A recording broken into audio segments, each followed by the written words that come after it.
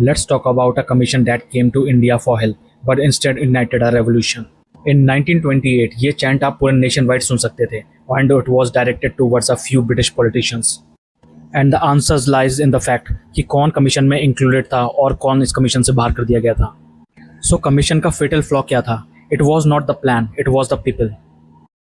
On paper government का काम simple था, to review the government of India act 1919 and suggest some measures. The thing is ये commission 2 साल पहले ही इस्टेब्लिश कर दी गई थी, with UK government fearing a loss in the election. So who was on it? 7 British MPs with sir John Simon as its chairman. और एक इंटरेस्टिंग बात, इस कमीशन में 0 इंडियन मेंबर्स थे to decide their own future. और जो message उन्होंने send किया वो एकदम क्लियर था, that the Indians are not capable of shaping their own density. A huge disrespect. और ये इंसल्ट क्लोज डोर में तो बिल्कुल ही बंद नहीं रही.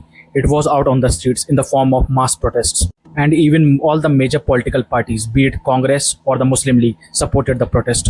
और जब कमीशन इंडिया में लैंड हुई तो they were greeted with black flags and massive protest. Unfortunately, protest violent हो गए थे and अकील leader Lala Lajpat Rai was killed during the protest. और इस चीज़ ने आग और भड़का दी. And with all the protest and brutality, commission अपना काम करती रही और फाइनली 1930 उन्होंने अपनी रिपोर्ट पब्लिश की. सो कमीशन ने क्या रिकमेंड किया?